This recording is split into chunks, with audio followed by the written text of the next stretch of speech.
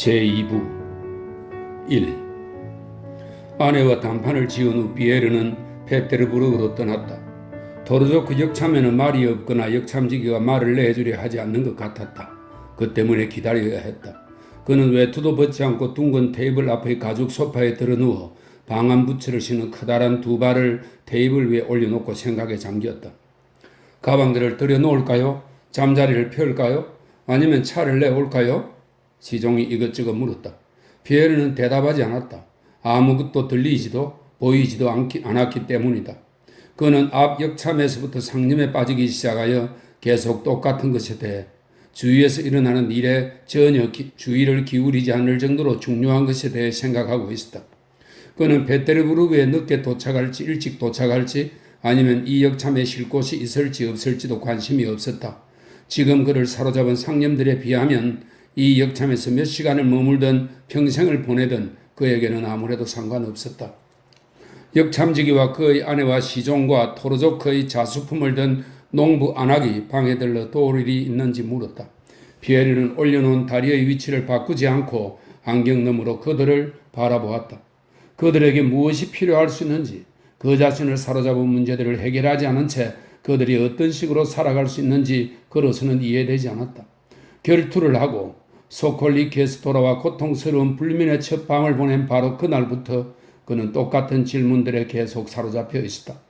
단지 여행의 고독에 빠진 지금은 그 문제들이 특별한 힘으로 그를 지배하는 것뿐이었다.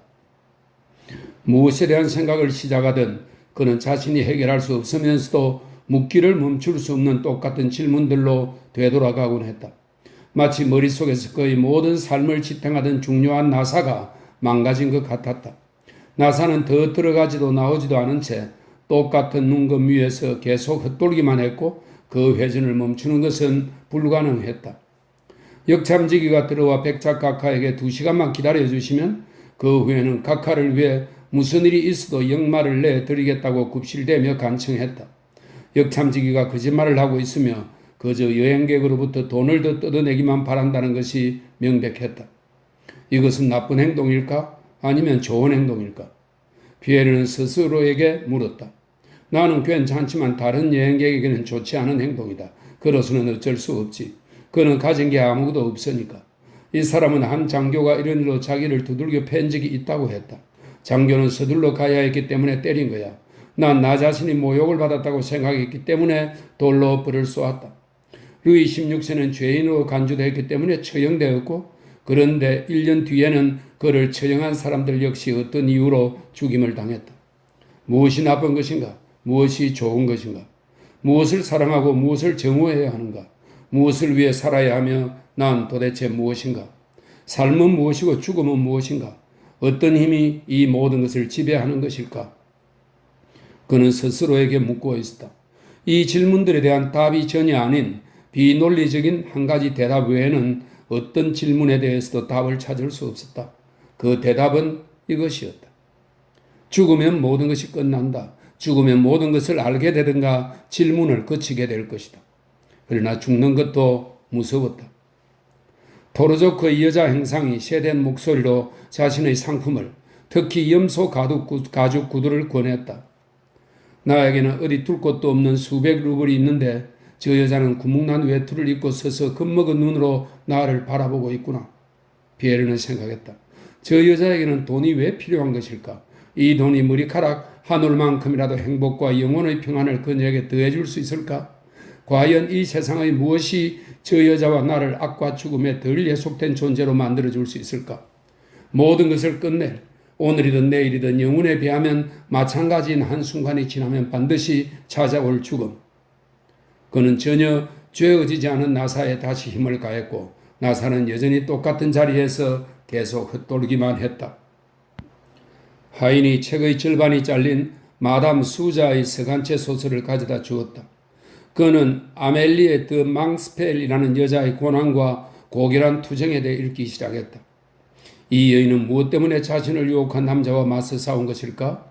그는 생각했다. 그녀는 그를 사랑했는데 하나님은 자신의 의지에 반하는 갈망을 그녀의 영혼에 불어넣을 수 없었다. 내 아내였던 여자는 싸우려 하지 않았다. 어쩌면 그녀가 옳았는지도 모른다. 아무것도 찾은 게 없어. 피에르는 다시 스스로에게 말했다. 아무것도 생각해내지 못했어. 우리가 알 수 있는 것은 우리가 아무것도 모른다는 사실뿐이다.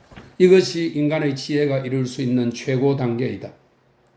자기 내면과 주위에 있는 모든 것이 그에겐 뒤죽박죽 무의미하고 혐오스럽게 여겨졌다.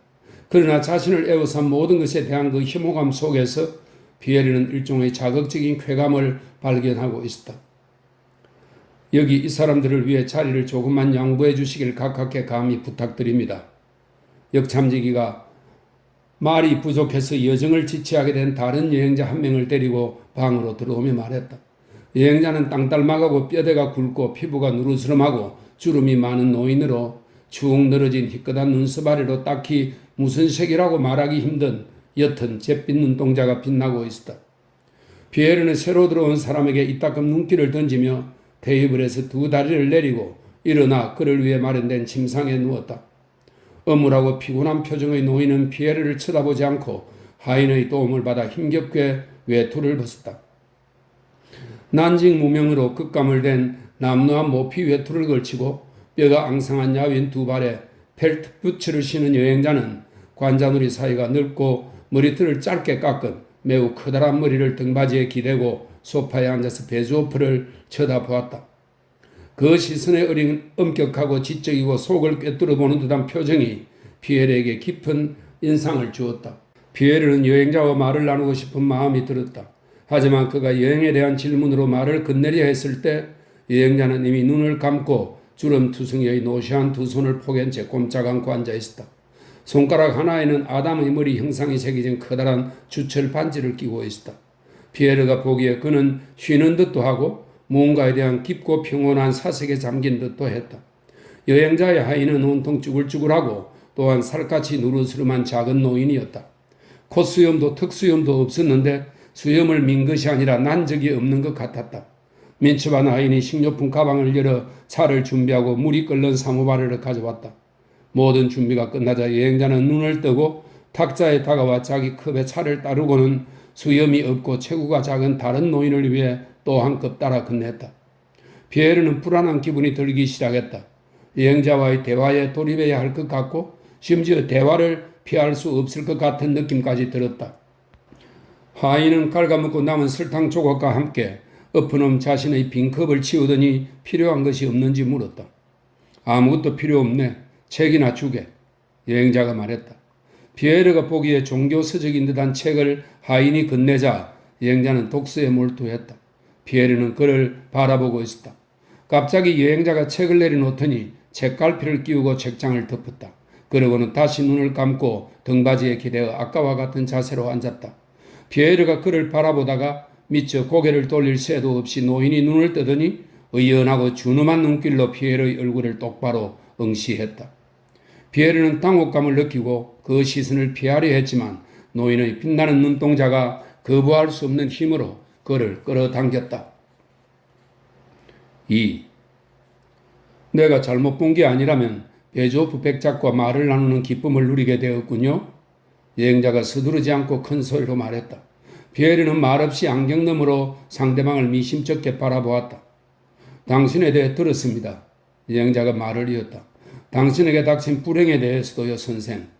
그는 불행이라는 단어를 힘주어 말했는데 마치 네, 당신이 무엇라고 부르던 불행입니다. 모스크바에서 일어나는 이 당신에게 불행이었다는 것을 나는 압니다. 라고 말하는 듯 했다.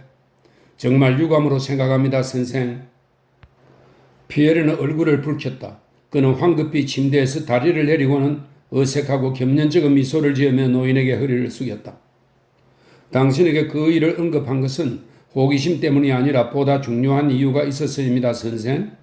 그는 피에르에게서 눈을 떼지 않은 채 잠시 침묵하다가 소파에서 몸을 조금 움직였다. 그는 몸짓으로 옆에 앉으라고 청한 것이다. 피에르는 노인과 대화하게 된 것이 기쁘지 않았지만 자기도 모르게 그의 말에 순종하며 다가가 곁에 앉았다. 당신은 불행합니다, 선생. 그가 말을 이었다. 당신은 젊고 난 늙었습니다. 그러나 내 힘이 닿는 한 당신을 돕고 싶습니다만. 아, 네. 피에르는 어색한 미소를 지으며 말했다. 정말 감사드립니다. 어디서 오시는 길입니까? 여행자의 얼굴은 부드럽기는커녕 차갑고 준엄하기까지 했다. 하지만 그럼에도 불구하고 새로 알게 된 사람의 말도 얼굴도 거부할 수 없는 매력으로 다가왔다. 하지만 어떤 이유로든 나와 대화하는 것이 불쾌하다면 그렇다고 말해주시오 선생. 노인이 말하고는 갑자기 아버지 같은 부드러운 미소를 지었다. 아닙니다. 전혀 그렇지 않습니다. 오히려 당신을 알게 되어 무척 기쁩니다. 피에르는 이렇게 말하면서 새로 알게 된 남자의 손을 또 한 번 헐기 쳐다보고는 반지를 더 가까이 살펴보았다.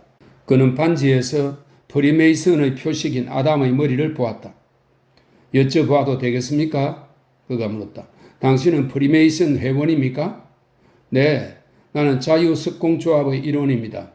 여행자가 피에르의 눈을 더 깊이 들여다보며 말했다. 그래서 나 개인적으로 또 그들을 대표해서 당신에게 형제의 손을 내밀고자 합니다. 전 두렵습니다.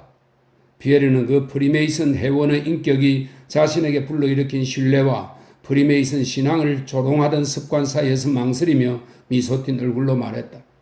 전 제가 제대로 이해하지 못할까 두렵습니다. 어떻게 말해야 할까요? 우주 만물에 대한 저의 사고방식이 당신과 정반대여서 서로를 이해하지 못할까 걱정됩니다. 나는 당신의 사고방식을 압니다. 프리메이슨 회원이 말했다. 당신이 말하는 그리고 당신 자신에게는 당신의 정신노동의 산물로 보이는 당신의 그 사고방식은 대다수 사람들의 사고방식이며 한결같이 오만과 나태와 무지가 낳은 열매입니다. 용서하시오 선생. 만약 내가 그것을 몰랐다면 나는 당신과 대화를 시작하지도 않았을 겁니다. 당신의 사고방식은 슬픈 망상입니다. 마찬가지로 당신도 망상에 빠져 있다고 저는 가정할 수 있는 것이지요? 피에르는 희미한 미소를 지으며 말했다.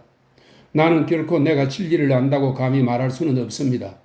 프리메이슨은 분명하고 확고한 말로 피에르를 더더욱 놀라게 하면서 말했다.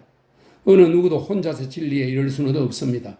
오직 인류의 조상 아담으로부터 우리 시대에 이르기까지 수백만 세대에 걸쳐 모든 사람이 참여하여 하나하나 돌을 쌓음으로써 위대한 하나님의 훌륭한 집이 될 전당이 우뚝 솟아오르는 것이지요.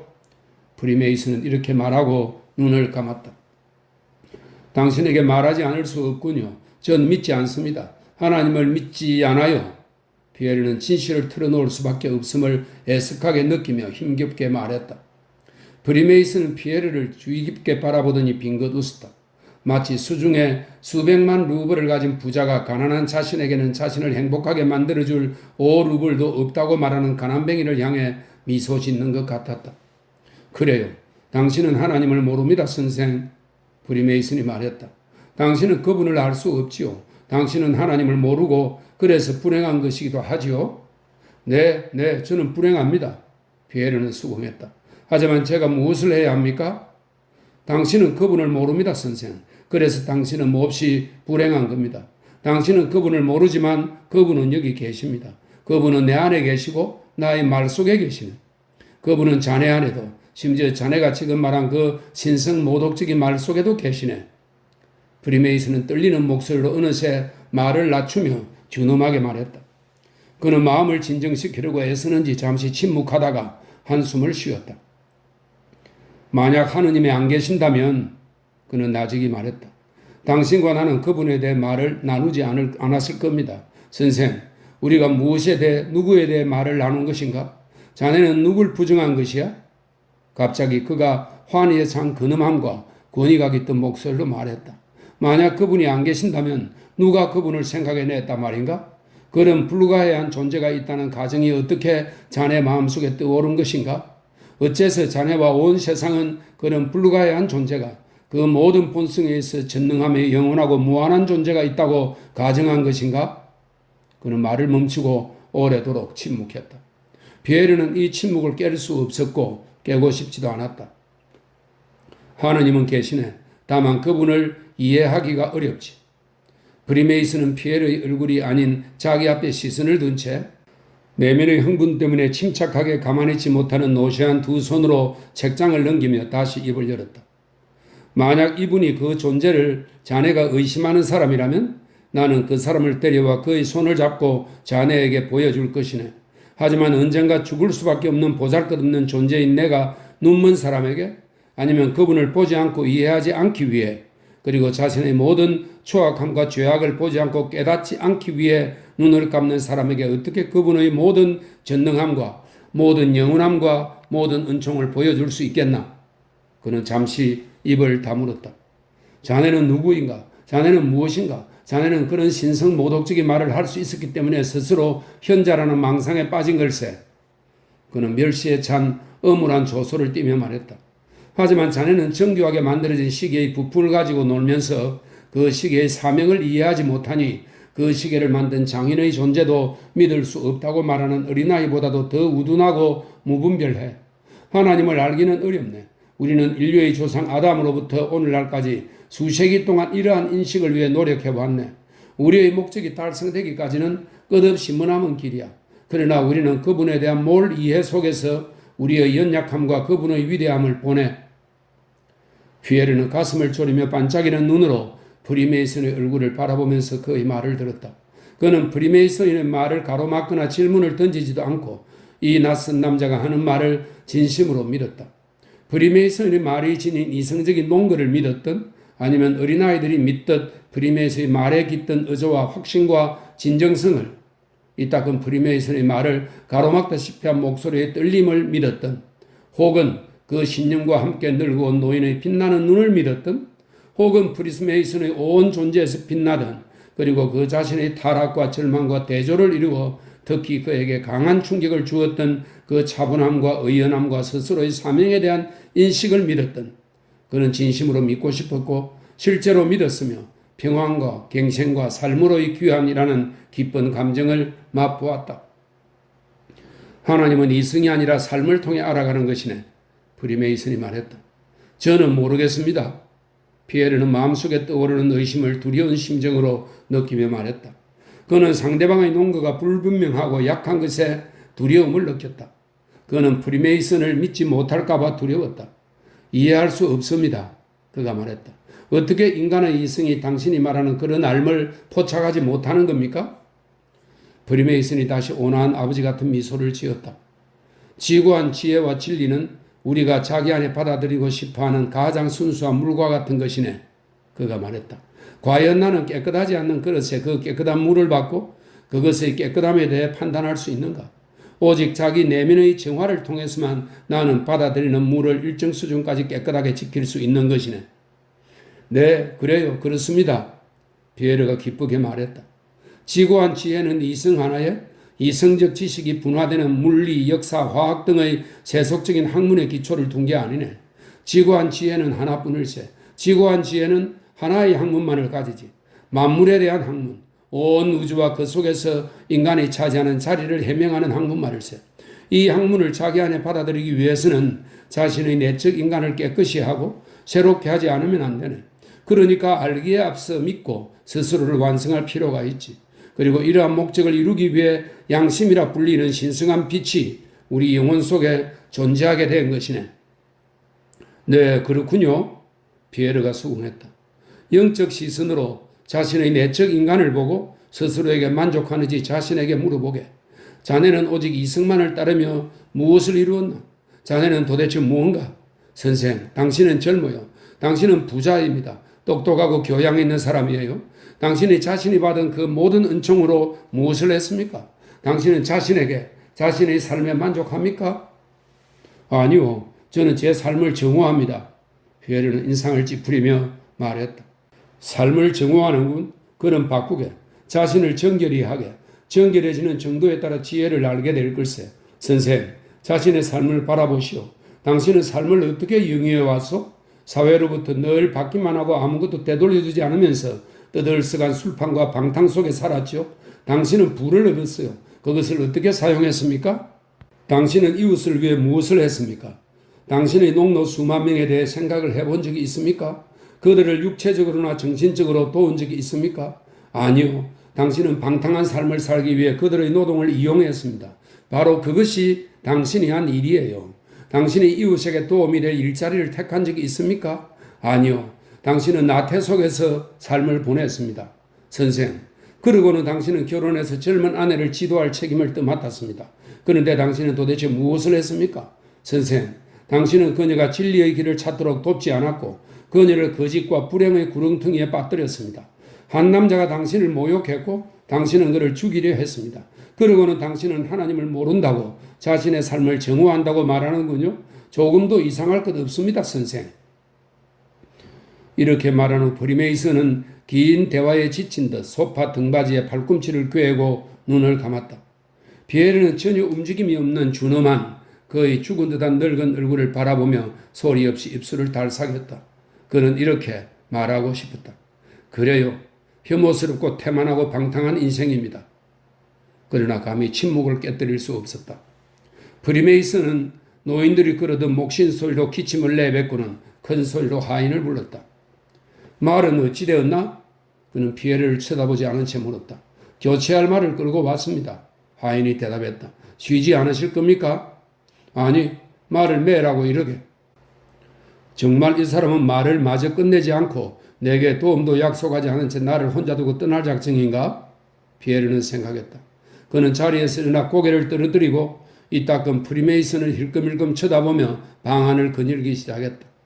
그래, 그런 생각은 못했지만 난 경멸받아 마땅한 생활을 해왔어.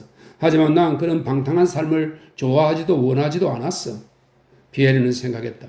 이 사람은 진리를 알아. 만약 그가 원한다면 내게도 진리를 보여줄 수 있을 거야. 피에르는 프리메이슨에게 그 말을 하고 싶었지만 차마 입이 떨어지지 않았다.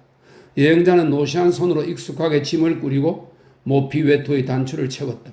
이 일을 끝내자 그는 베조프를 돌아보며 정중한 말투로 무심하게 말했다. 당신은 이제 어디로 갑니까, 선생? 저요? 저는 페테르부르크로 갑니다. 피에르는 어린아이처럼 머뭇거리는 목소리로 대답했다. 당신께 감사드립니다. 저 모든 점에서 당신의 말에 동의합니다. 하지만 제가 그렇게 나쁜 인간이라고는 생각하지 말아주십시오. 전 진심으로 당신이 바라는 그런 인간이 되고 싶습니다. 그러나 지금까지 어느 누구에게서도 도움을 찾지 못했습니다. 하지만 무엇보다도 먼저 모든 잘못은 저 자신에게 있습니다. 저를 도와주십시오. 제게 가르침을 주십시오. 그럼 아마 저는 피에르는 더 이상 말을 잇지 못하고 코를 훌쩍이며 고개를 돌렸다. 프리메이슨은 무언가를 곰곰이 생각하는 듯 한동안 침묵했다. 도움은 오직 하나님으로부터 옵니다. 그가 말했다. 하지만 선생, 우리 교단의 힘이 닿는 한에서라면 교단이 당신에게 도움을 줄 것입니다. 페테르부르크에 가면 이것을 빌라르스키 백작에게 전하시오. 그는 공책을 꺼내 네 겹으로 접은 큰 종이에 몇 마디 썼다. 당신에게 충고 한마디 해도 될까요? 수도에 도착하거든 처음 얼마 동안은 고독과 자성의 시간을 쏟고 이전 삶의 길에 발을 들여놓지 마시오. 그럼 선생, 행복한 여정을 기원합니다. 그는 하인이 방에 들어온 것을 보고 말했다. 그리고 성공을. 피에르가 역참지기의 명부에서 확인한 바에 따르면 여행자는 오시프 알렉세예비치 바즈테예프였다. 바즈테예프는 노비코프 시대의 가장 유명한 마르틴주의자 프리메이슨 가운데 한 사람이었다. 그가 떠난 후 피에르는 오랫도록 잠자리에 들지도 말에 대해 묻지도 않은 채 방을 거닐며 자신의 흠결에 찬 과거를 곰곰이 생각하고 갱생의 환희와 함께 나무랄 데 없이 축복되고 고결한 미래를 상상하고 있었다. 그러한 미래는 너무나 쉬워 보였다. 그가 보기에 자신이 타락에 젖었던 것은 어찌된 영문인지 모르지만 그저 도덕적으로 사는 것이 얼마나 좋은지를 우연히 잊고 있었기 때문인 듯 했다. 그의 영혼 속에 예전에 품었던 의욕의 흔적은 남아있지 않았다. 그는 선행의 길 위에서 서로를 지탱해줄 목적으로 뭉친 사람들의 공동체가 가능함을 확고히 믿었고 그에게는 프리메이슨이 그렇게 보였다. 3. 페테르부르크에 도착한 피에르는 자신이 온 것을 누구에게도 알리지 않고 아무 곳에도 나가지 않고 여러 날을 온종일 어떤 사람이 전해준 포마 캠피스키의 책을 읽으며 보냈다. 그 책을 읽으며 피에르는 한 가지, 오직 한 가지만 이해했다. 그는 자신이 아직 알지 못했던 기쁨, 완성에 도달할 가능성과 오시프 알렉세예비치가 열어준 사람들 사이의 실천적인 형제의 가능성을 믿는 데서 오는 기쁨을 이해했다. 그가 도착하고 일주일이 지난 어느 날 저녁 피에르가 페테르부르크 사교계를 통해 피상적으로 알던 젊은 폴란드 백작 발라르스키가 돌로프의 입회인이 그의 방에 들어올 때 짓던 사무적이고 엄숙한 표정으로 그의 방에 들어와 등 뒤로 문을 닫고는 피에르 외에 아무도 없음을 확인하고 그에게 말했다. 제안과 전가를 가지고 왔습니다, 백작. 그는 자리에 앉지 않고 피에르에게 말했다. 우리 공동체에서 매우 높은 위치에 계시는 분께서 당신이 기한보다 일찍 교단에 가입할 수 있도록 청원하셨고 나에게 당신의 보증인이 되라고 제안하셨습니다. 나는 이분의 뜻을 수행하는 것을 신성한 의무로 여깁니다. 당신은 나의 보증으로 자유석공조합에 가입하기를 바랍니까? 피에르는 무도에 갈 때마다 가장 눈부신 여인들 틈에서 다정하게 미소 짓고 있던 모습을 늘 보았던 이 남자의 차갑고 준엄한 말투에 전율을 느꼈다.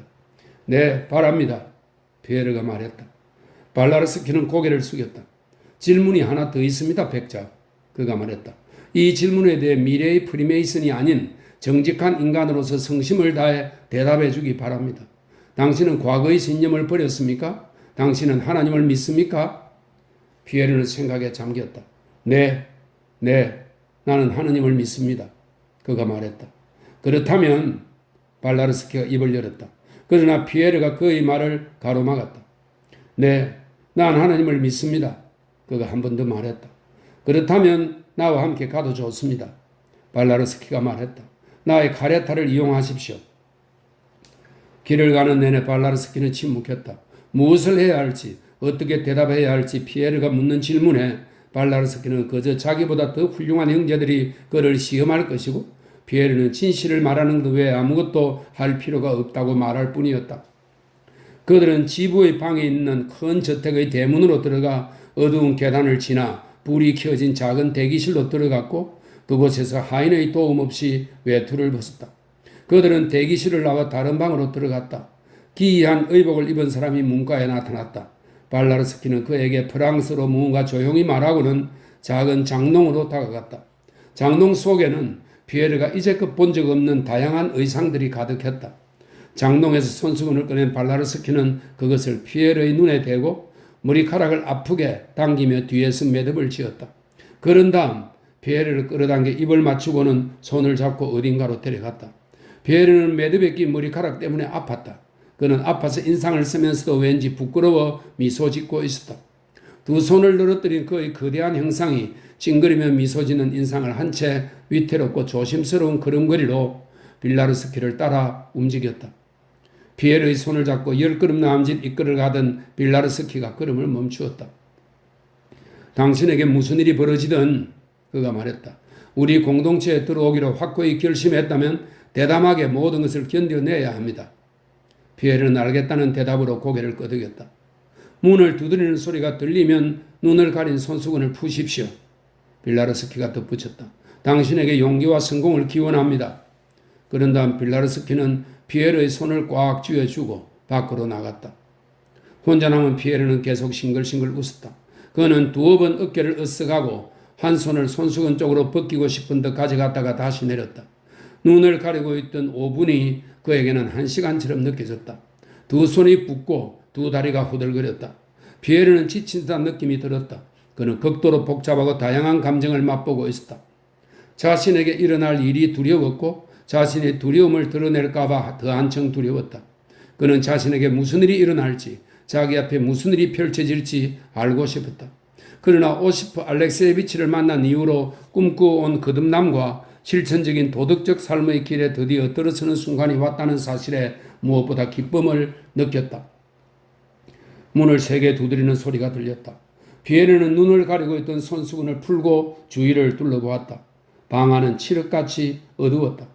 오직 한 곳에서만 하얀 무언가의 안에서 램프가 타오르고 있었다.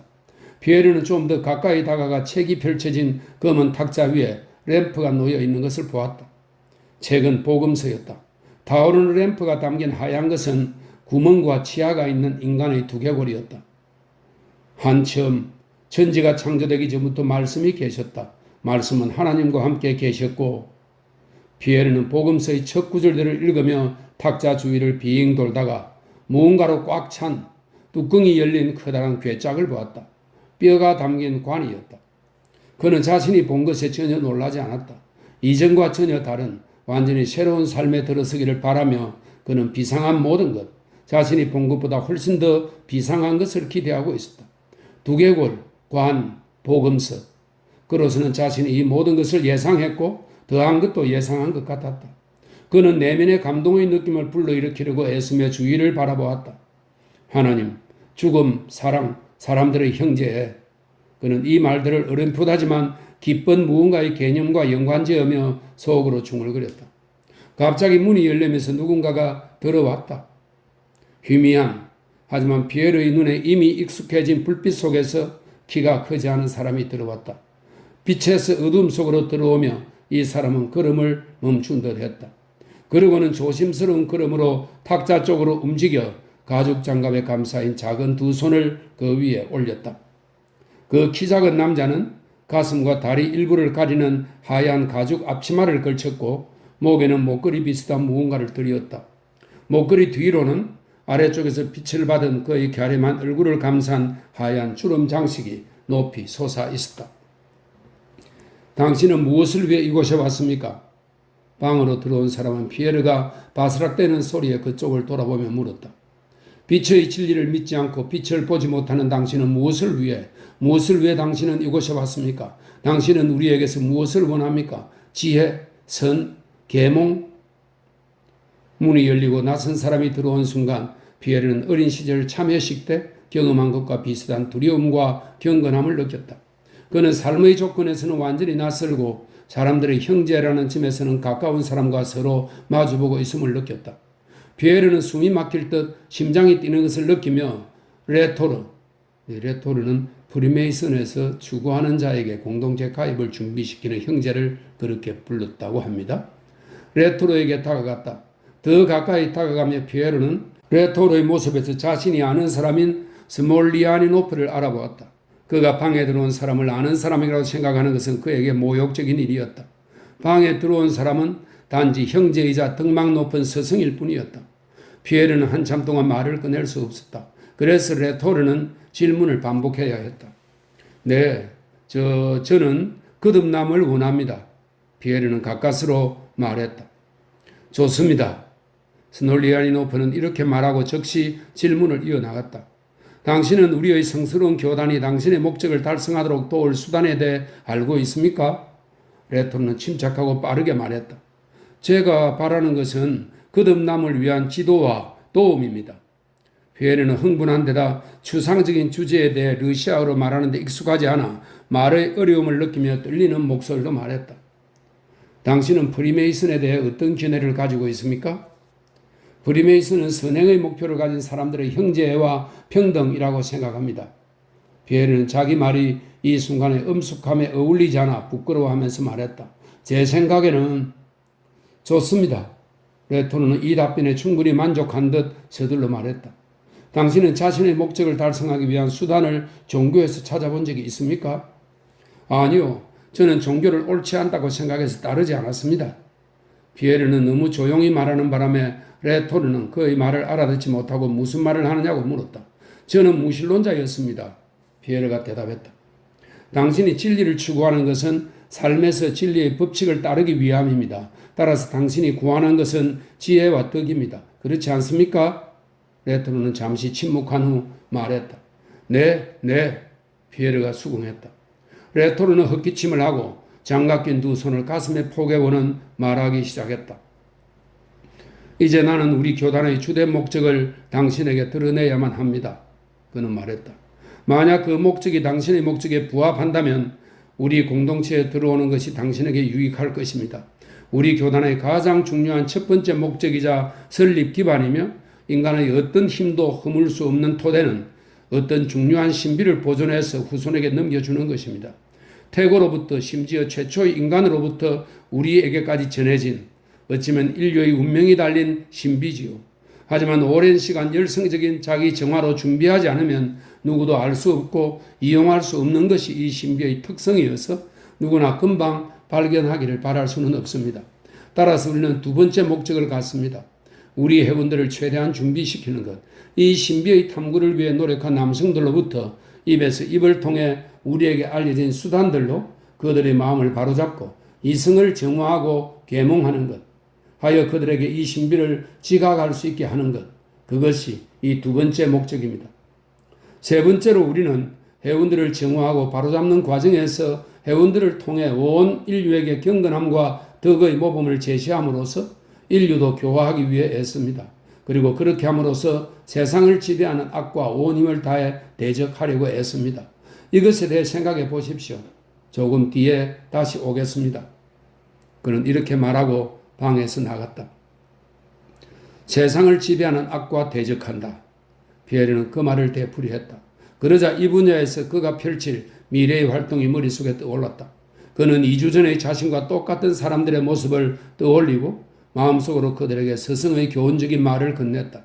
자신이 말과 행동으로 도와줄 방탕하고 불행한 사람들을 떠올렸다. 박해자들을 떠올리며 자신이 그들로부터 희생자들을 구하는 모습을 그렸다.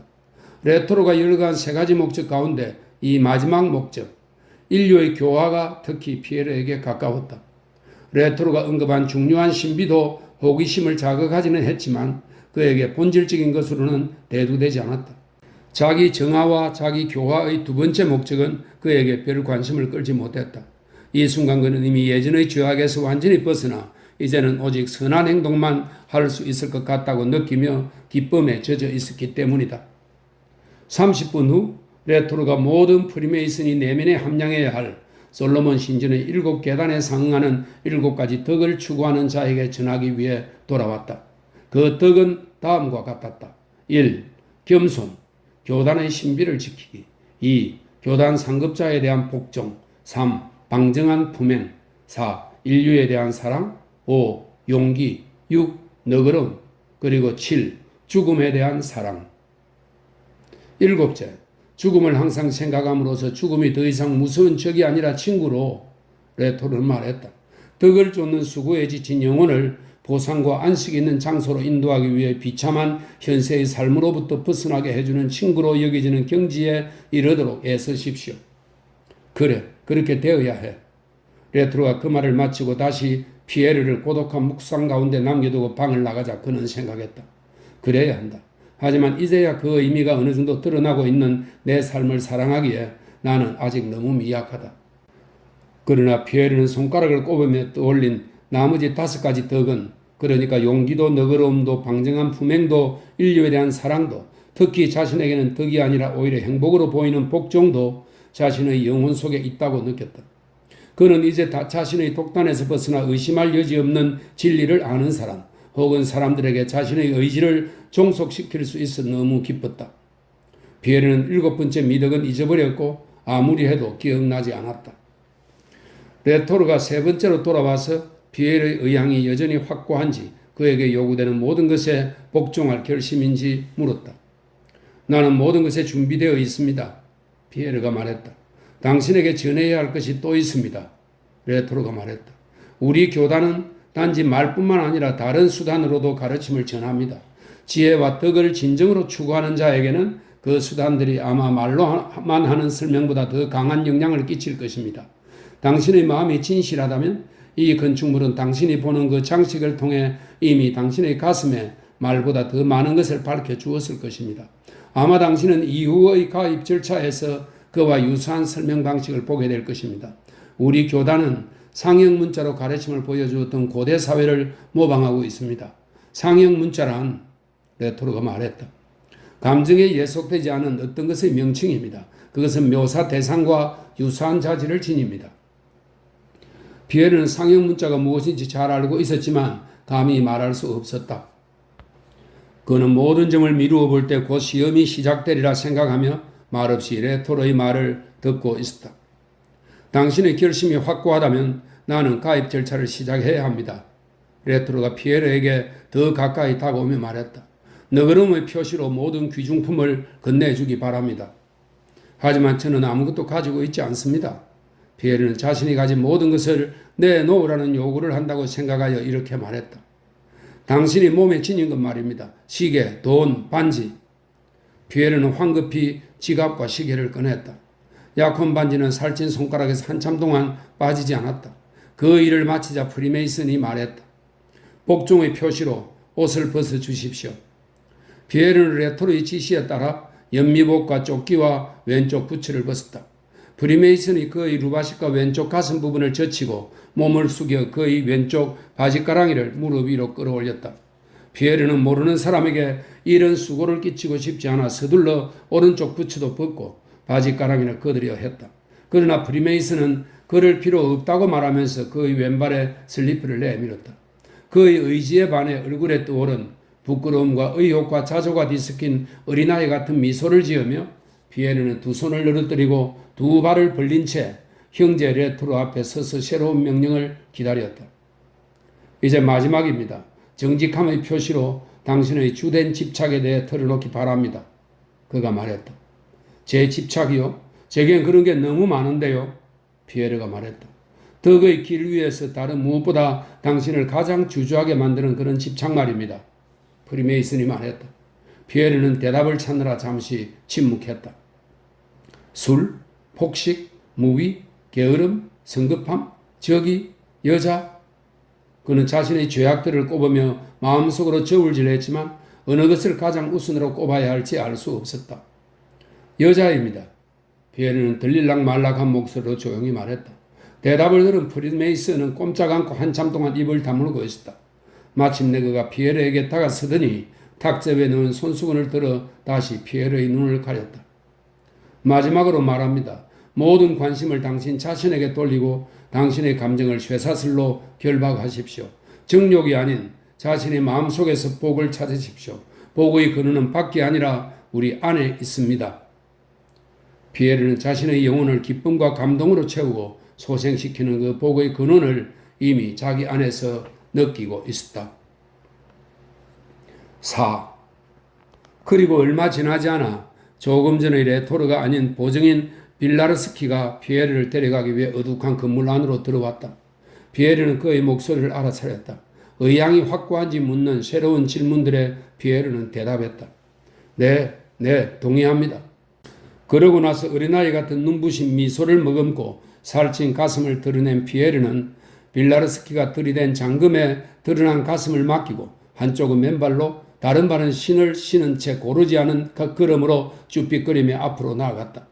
방에서 나온 그는 복도를 따라 이리저리 방향을 바꾸어 가며 이끌리다가 마침내 프리메이슨 지부의 문으로 안내되었다. 빌라르스키가 기침을 하자 프리메이슨식의 망치 두드리는 소리가 응답했고 그들 앞에서 문이 열렸다. 저음의 목소리가 피에르의 눈은 여전히 가려져 있었다. 그 저음의 목소리가 피에르에게 누구인지 언제 어디서 태어났는지 등의 질문을 던졌다. 그런 다음 그는 눈이 가려진 채 다시 어딘가로 이끌렸고 걸어가는 동안 그의 여정에 닥칠 수고, 성스러운 우정, 태초 이전부터 계신 세계의 건축자, 그가 고난과 위험을 이겨내기 위해 요구되는 용기 등에 대한 알레고리를 들었다.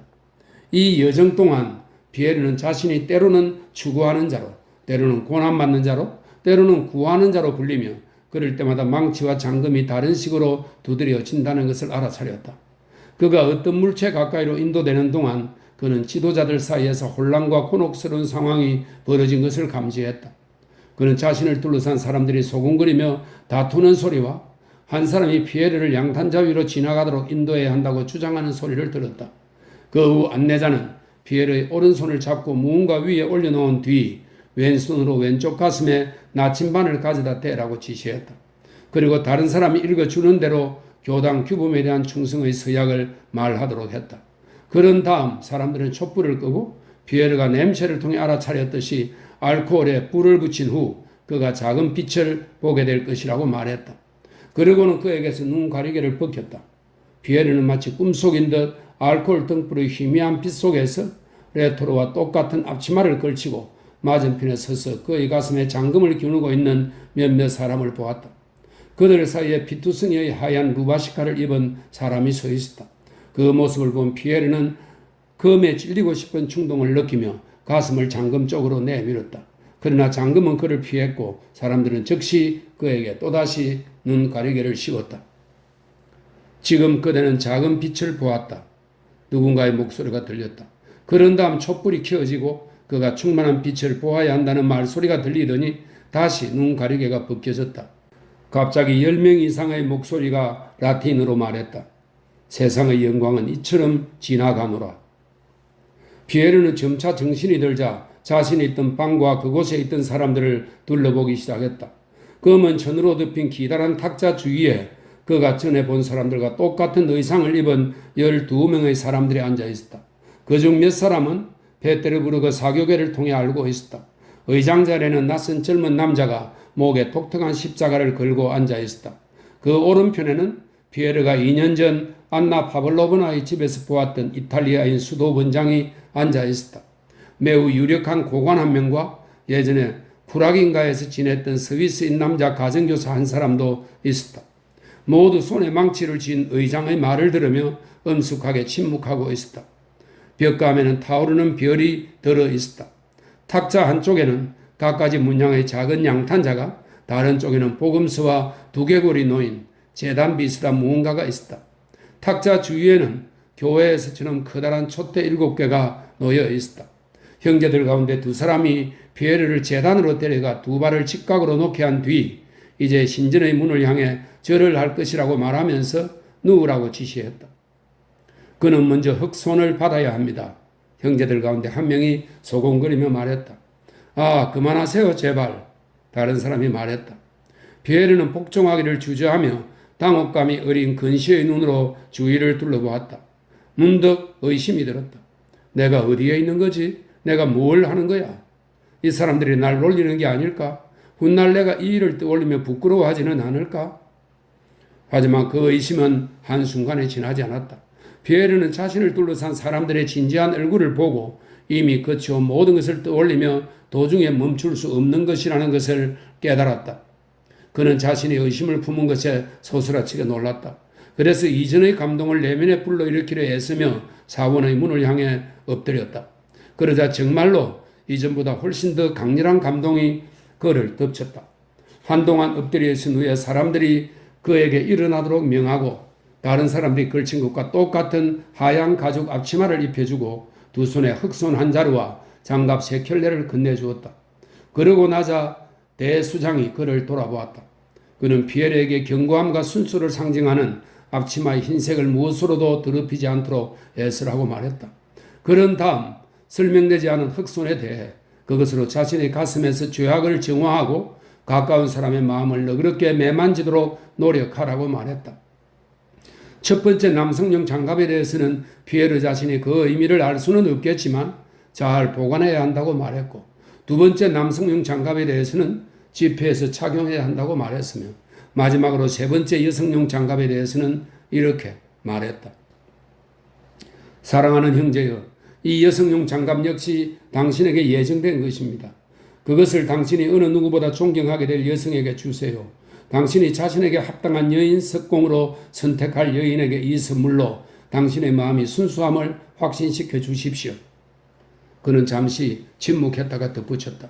하지만 사랑하는 형제여, 이 장갑이 더러운 손을 장식하지 않도록 지켜주십시오. 대수장이 마지막 말을 한 순간 피에르의 눈에는 의장이 당황하는 것처럼 보였다. 피에르는 더 한층 당황해서 어린아이처럼 눈물이 나도록 얼굴을 붉히곤 불안하게 주위를 두리번거렸다. 어색한 침묵이 조성되었다. 형제들 가운데 한 사람이 그 침묵을 깼다. 그는 피에르를 양탄자로 데려가 태양, 달, 망치, 다림줄, 흑손, 원석과 각석, 기둥, 3개의 창문 등 양탄자에 표현된 모든 문양에 대한 설명을 공책에서 읽기 시작했다. 그런 다음 사람들은 피에르에게 자리를 지정해주고 지부의 표식을 보여주고 건물에 들어올 때의 암호를 말해준 뒤에야 자리에 앉도록 허락했다. 대수장이 규약을 읽기 시작했다. 규약은 매우 길었다. 피에르는 기쁨과 흥분과 부끄러움으로 대수장이 읽는 내용을 이해할 수 있는 상태가 아니었다. 그가 귀담아 들어 기억에 남은 것은 규약의 마지막 몇 마디뿐이었다. 우리의 사원에서 우리는 선과 악 사이에 존재하는 것들 외에 다른 단계를 알지 못한다. 대수장이 읽었다. 어떤 것이든 평등을 파괴할 수 있는 구별을 만들지 말라. 그가 누구든 형제를 돕기 위해 쏜살같이 달려가라. 길 잃은 자를 인도하고 넘어진 자를 일으키며 형제에게 악이나 적의를 품지 마라. 친절하고 공손한 자가 되어라. 모든 이의 가슴에 선의 불길을 일으켜라. 너희 이웃과 행복을 나누어라. 질투가 그 순수한 기쁨을 결코 흐리게 하지 말지어다. 너희 원수를 용서하라. 적에게 복수는 오직 선을 행하는 것으로만 하라. 그처럼 지고의 법을 실천하면 너가 잃은 그 옛날 위대함이 흔적을 찾게 되리라. 그는 낭독을 마치자 몸을 살짝 일으켜 피에르를 끌어안고 입을 맞추었다. 피에르는 자신을 둘러싼 사람들의 축하 인사와 친분의 회복에 무엇라고 답해야 할지 몰라 기쁨의 눈물을 글썽이며 주위를 바라보았다. 그는 지인들을 전혀 알아보지 못했다. 그는 그 모든 사람들에게서 오직 형제만 볼 뿐이었고 그들과 하루빨리 일을 시작하고픈 조급한 열정으로 타올랐다. 대수장이 망치를 두들겨 모두 제자리에 앉았다. 그리고 한 사람이 겸손의 필요성에 대한 설교문을 낭독했다. 대수장은 마지막 의무를 수행하자고 제안했다. 그러자 기부금 모금인이라는 직책을 가진 유력한 고관이 형제들 주위를 돌기 시작했다. 피에르는 가진 돈 전부를 기부금 명부에 적고 싶었지만 그것으로 오만함을 보일까 두려워 다른 사람들과 똑같은 액수를 적었다. 회합이 끝났다. 집으로 돌아온 피에르는 10년이 걸린 먼 여행에서 돌아온 것처럼 완전히 변해서 이전 삶의 질서와 습관을 떨쳐낸 것처럼 느꼈다.